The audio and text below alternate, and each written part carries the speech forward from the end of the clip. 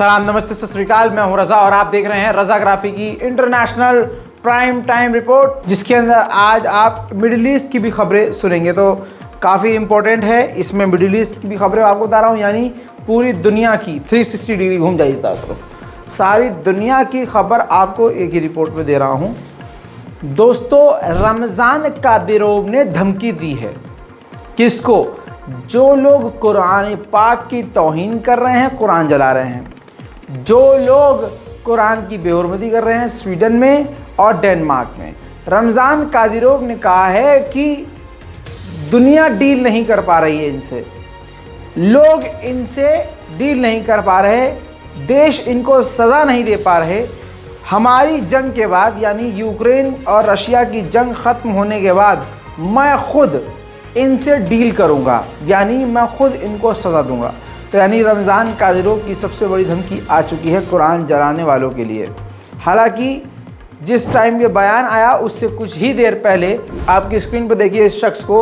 उस शख्स ने देखिए फिर से, ये इराकी व्यक्ति है, इराकी बंदा है, कुरान पाक को जला रहा है, उल्टी सीधी बातें बोलता है। हालांकि वहाँ के कुछ लोग खड़े होकर प्रदर्शन कर रहे होते हैं, उसे रोकते हैं, लेकिन स्वीडन की सरकार ने परमिशन दी है कुरान जलाने की। इस वजह से पुलिस की सिक्योरिटी से मिली हुई थी और पुलिस की सिक्योरिटी में, पुलिस की सुरक्षा में उसने कुरान पाक को फिर से जलाया। हालांकि वहाँ लोग खड़े होकर प्रदर्शन कर रहे थे। इतना ही नहीं, अगली तस्वीर में मैं दिखाऊंगा कि ये कुरान पाक जलाने से पहले कासिम सुलेमानी, ईरान के शहीद की तस्वीर जलाने की कोशिश करता है, लेकिन एक महिला जो है उस पर हमला करने के लिए, आग बुझाने वाली गैस लेकर हमला करने के लिए जाती है, जिसको पुलिस ने गिरफ्तार कर लिया।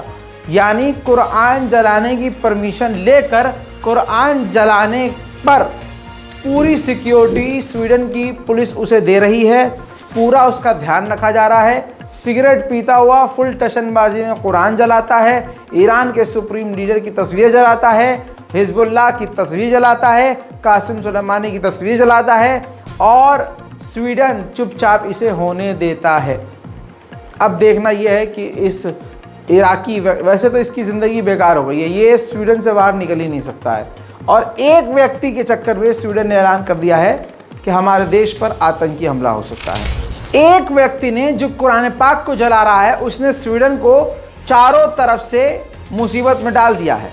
स्वीडन के विदेश मंत्री ने कहा है कि जिन जिन देशों में हमारे एम्बेसीज हैं, हम तमाम एम्बेसियों के अपनी सिक्योरिटी को बढ़ा रहे हैं। यानी बजाय एक व्यक्ति को गिरफ्तार करने के, ये सारी दुनिया में अपनी सिक्योरिटी बढ़ाने को तैयार हैं। असल में स्वीडन खुद कुरान पाक को जलता हुआ देखकर खुश है। उधर दोस्तों, भारत के मुंह पर नेपाल ने भी तमाचा जड़ दिया है। जी हाँ, मोदी सरकार की विदेश नीति धरी की धरी रह गई। नेपाल जो एक हिंदू बहुल देश है, उसने मोदी सरकार के मुंह पर थूक दिया है। आपकी स्क्रीन पर इस रिपोर्ट को देख लीजिए, जो नव भारत टाइम्स के अलावा दर्जनों जगह खबर मौजूद है, अंग्रेजी में और हिंदी में भी मौजूद है। चीन और नेपाल की सेनाएं करेंगी सैन्य अभ्यास, दोनों एक साथ, और रक्षा संबंध को मजबूत करेंगे। भारत की इससे टेंशन बढ़ेगी। दोस्तों, दोनों की सेनाएं ज़बरदस्त ड्रिल करने वाली हैं। चीन की सेना के कमांडर जो हेड हैं, वो पहुंचे हुए हैं इस वक्त नेपाल, और नेपाल के साथ अब ये फाइनल किया गया है कि दोनों देश मिलकर ज़बरदस्त ड्रिल करेंगे। उधर दोस्तों, अमेरिका ने चीन के खिलाफ पाबंदियों को बढ़ा दिया है। मेरे दोस्तों, चाइना न्यूक्लियर हथियारों को न बढ़ा सके, इस वजह से अमेरिका ने चीन के खिलाफ पाबंदियों को बढ़ा दिया है, ताकि किसी भी तरह से कोई भी हार्डवेयर न खरीद सके चीन। वहीं ताइवान ने चीन के खिलाफ अपने हथियारों की तैनाती करना शुरू कर दी है और अब अपने हथियार दिखाना भी शुरू कर दिए हैं। ताज़ा फुटेज में भी दिखाना चाह रहा हूं आपको कि ये देखिए किस तरह से अपने नए ड्रोन और कई तरह के डिफेंस सिस्टम और ख़तरनाक हथियार, रडार सिस्टम समेत उसने दिखाए हैं। यानी चाइना को भड़काने का एक और कदम उठा लिया है ताइवान ने। उधर पाकिस्तान के नए केयर टेकर विदेश मंत्री जलील अब्बास जिलानी ये बने हैं, और इन्होंने कहा है कि भारत के साथ हम, यानी पाकिस्तान, रिश्ते ठीक करेगा, और सिर्फ भारत के साथ नहीं, तमाम देशों के साथ हम अपने रिश्तों को सही करेंगे। पूर्व प्रधानमंत्री इमरान खान की जिंदगी को जहन्नम बना दिया गया है।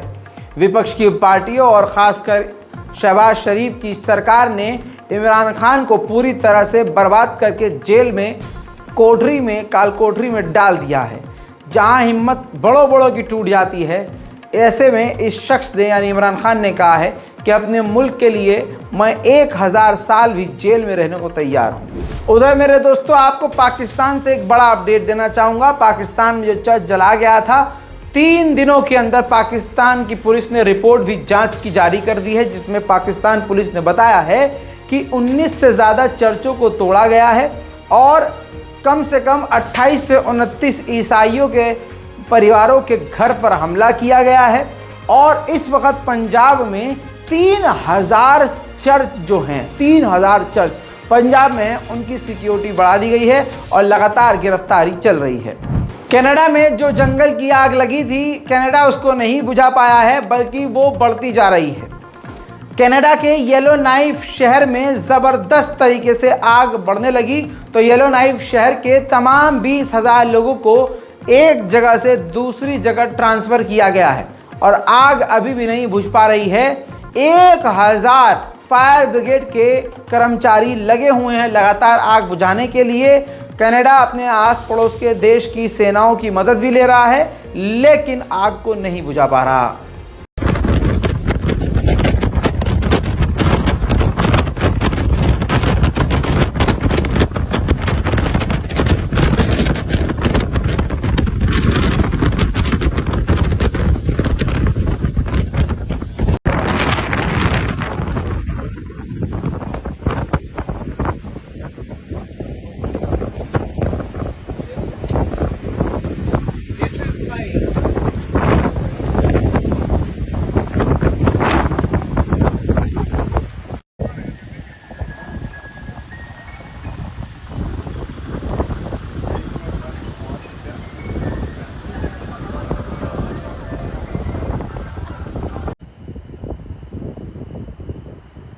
Something just, oh my God.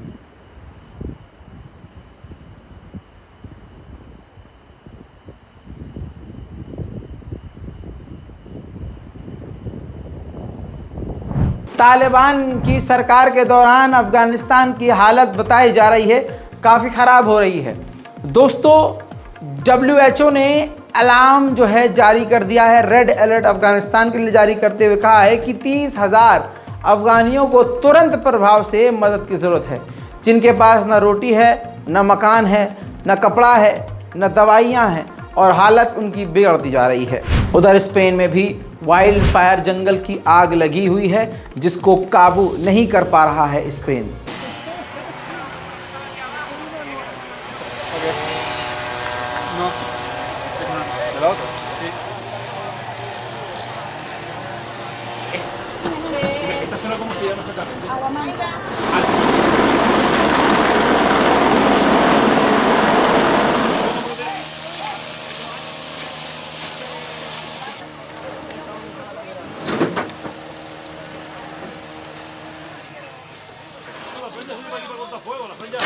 La plancha aguanta el fuego.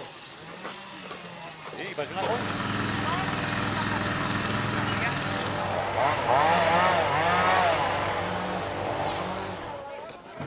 No, hago un tira.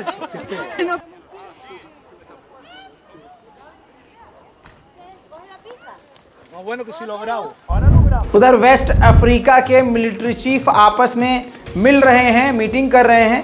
Report यह है कि नाइजर के ऊपर ये बड़ा मिलिट्री ऑपरेशन करने की तैयारी कर रहे हैं। दोस्तों, कोरोना अब और एडवांस लेवल का बढ़ चुका है। अब नए लेवल का, नए तरीका का कोरोना आ रहा है। ये कोरोना पहले से ज़्यादा ख़तरनाक है। कोरोना का ये नया वेरिएंट इजराइल, अमेरिका और डेनमार्क में मिला है। डेनमार्क ने तो रेड अलर्ट जारी कर दिया है और अपने लोगों को तुरंत मास्क लगाने को कह दिया है। नॉर्थ कोरिया ने लेटेस्ट ICBM बड़े लेवल की जो मिसाइल टेस्ट की है, पहली बार अपनी मिसाइल में सॉलिड रॉकेट फ्यूल का इस्तेमाल किया। ये टेक्निक नॉर्थ कोरिया के पास नहीं थी। अब एक्सपर्ट ये कह रहे हैं कि रशिया ने नॉर्थ कोरिया की इस काम में मदद की थी। वहीं नॉर्थ कोरिया ने जानकारी दी कि हमारे इलाके के करीब तेज़ी से अमेरिका के स्पाई विमान आ रहे थे, जिसे हमने वार्निंग देकर पीछे किया। नॉर्थ कोरिया के सामने घुटने टेकने को तैयार हो गया है अमेरिका।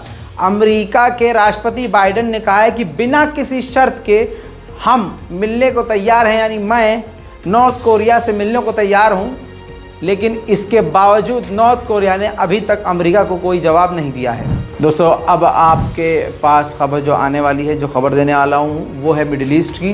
मिडिल ईस्ट की सबसे पहली और बड़ी खबर ये है कि सऊदी अरब का 21 महीने में सबसे कम तेल एक्सपोर्ट हुआ है, क्योंकि ईरान और रशिया भारी मात्रा में तेल एक्सपोर्ट कर रहे हैं और रशिया और ईरान के एक्सपोर्ट करने के, तेज़ी से एक्सपोर्ट करने के अलावा सऊदी अरब ने अपने जो तेल का प्रोडक्शन है उसमें कटौती भी की थी। बहरहाल कहने का मतलब ये है कि सऊदी अरब को इस महीने कुछ 21-22 महीने के बाद काफ़ी नुकसान हुआ है। जिस चीज़ का अमेरिका को डर था वो हो गया है। सऊदी अरब और चीन के बीच 1.33 बिलियन डॉलर की डील हो गई है।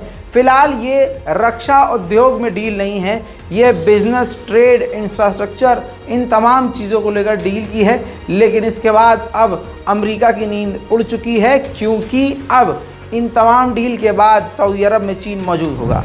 सऊदी अरब और ईरान की दोस्ती सही पटरी पर आ चुकी है। ताज़ा तस्वीर दिखाऊंगा। ईरान के विदेश मंत्री ने मोहम्मद बिन सलमान, या यूँ कहूँ मोहम्मद बिन सलमान ने ईरान के विदेश मंत्री और उनकी डेलीगेशन से खुद मुलाकात करी और काफ़ी बेहतरीन ये मुलाकात साबित हुई है। जर्मन कंपनी बुश जो सीसीटीवी कैमरा बेचती है, इसने 8000 कैमरे जो हैं ईरान को बेचे थे, जिसका इस्तेमाल यानी आर्टिफिशियल इंटेलिजेंस जैसे कैमरे का इस्तेमाल करके ईरान जो हिजाब नहीं पहन रही हैं महिलाएं, उनको पकड़ रहा है इसी कैमरे का इस्तेमाल करके। तो अब बहुत सारी NGOs आगे आए हैं और आवाज़ उठा रहे हैं कि इस कंपनी पर बैन लगना चाहिए। इसके अलावा ईरान ने अबाबिल 5 नाम का अपना एक खतरनाक ड्रोन, जिसका सफलतापूर्वक परीक्षण कर लिया है। अब ईरान के खैमे में एक और मजबूत ड्रोन शामिल है।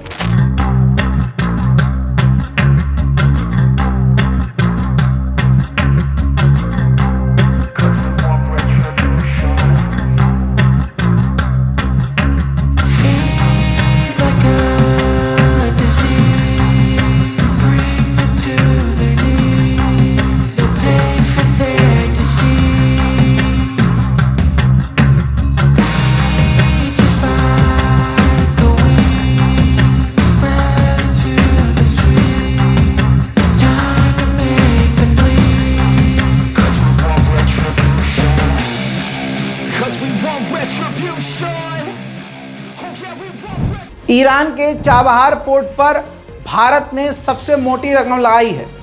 भारत और ईरान काफ़ी पुराने दोस्त रहे हैं, लेकिन चाबहार पोर्ट का इस्तेमाल अभी फ़िलहाल भारत नहीं करना चाहता है।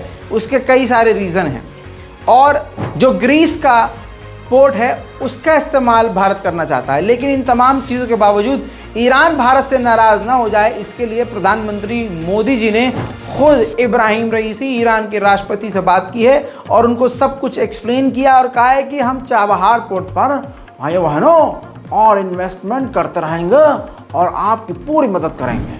26 रिपब्लिकन नेताओं ने बाइडेन की खुल्लम खुल्ला आलोचना की कि इन्होंने ईरान के साथ डील करके गलत किया। 5 ईरानियन अमरीकी नागरिकों पर यह डील करी और ईरान के पैसे भी अनफ्रीज कर दिए, जिसकी वजह से आलोचना बाइडेन की जमकर की जा रही है। वेस्ट बैंक में इजराइल एक बार फिर से $180 मिलियन का इन्वेस्टमेंट करके यहूदियों को बसाएगा और फिलिस्तीनियों को उजाड़ेगा, इसका ऐलान करने वाला है। नेतन्याहू की सरकार लगातार सारी दुनिया की आलोचना को छोड़कर लगातार ऐसा काम कर रहे हैं। फिलिस्तीन की अथॉरिटी, जो मिलिट्री है फिलिस्तीन की सरकार की, वो इजराइल से पूरी मिली हुई है। कैसे, मैं आपको बताता हूँ। ये तस्वीर देखिए, इसमें 2 लोगों के बीच में बहस हो रही है। एक फ़िलिस्तीनी लड़ाकू है और दूसरा जो फ़िलिस्तीनी मिलिट्री का जो है, यानी मिलिट्री जो है बनी हुई है उसकी, फ़िलिस्तीन की, उसका एक सैनिक है। वो उसको, यानी जो यहूदी काम कर रहे थे, यहूदी मिलिट्री काम कर रही थी, अब वो फ़िलिस्तीन की मिलिट्री कर रही है, जाकर उस लड़ाकू को, फ़िलिस्तीनी लड़ाकू को गिरफ्तार कर रही है और उल्टा उससे कह रही है कि गिरफ्तार हो जाओ वरना गोली मार दी जाएगी। और फिर फ़िलिस्तीन अथॉरिटी की मिलिट्री गिरफ्तार करके फ़िलिस्तीन के लड़ाकुओं को इजराइल को सौंप रही है। उधर दोस्तों ये देखिए, यूएन ने चिंता जताई है, नाराज़गी जताई है और दुख जताया है कि इजराइल ने रामल्ला में बच्चों के स्कूलों तक को तोड़ दिया है। इसके बाद दोस्तों यूरोपीय यूनियन भी भड़क गया। यूरोपीय यूनियन ने भी इजराइल की आलोचना की और कहा कि कम से कम बच्चों को पढ़ने की जो संस्थानें हैं उसको इजराइल बख्श दे। उधर हज़ारों की तादाद में यहूदियों की झुंड ने मस्जिद अल-अक्सा की दीवार जो पवित्र मानते हैं और उसकी पूजा, यानी उनका जो रिचुअल्स होता है वो परफॉर्म किया है। आपकी स्क्रीन पर वो तस्वीर है।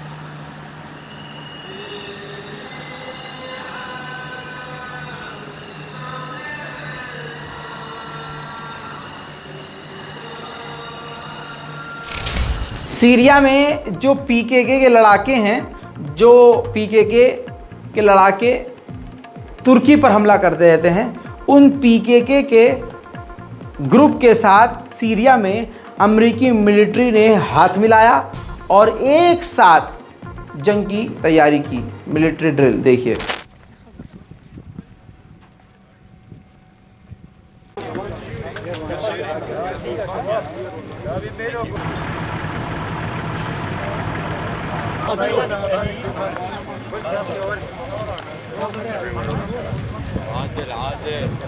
Kimse bir kere bize.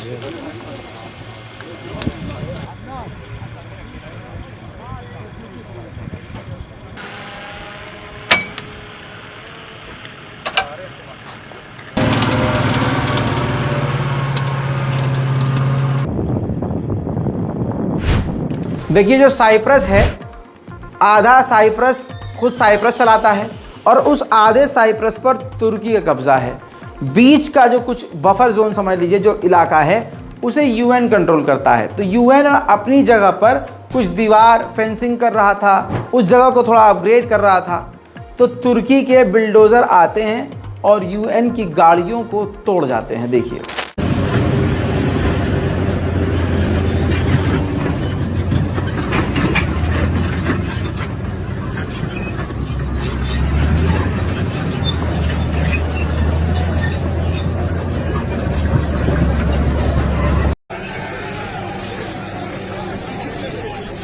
Onu alacak onu. Gel.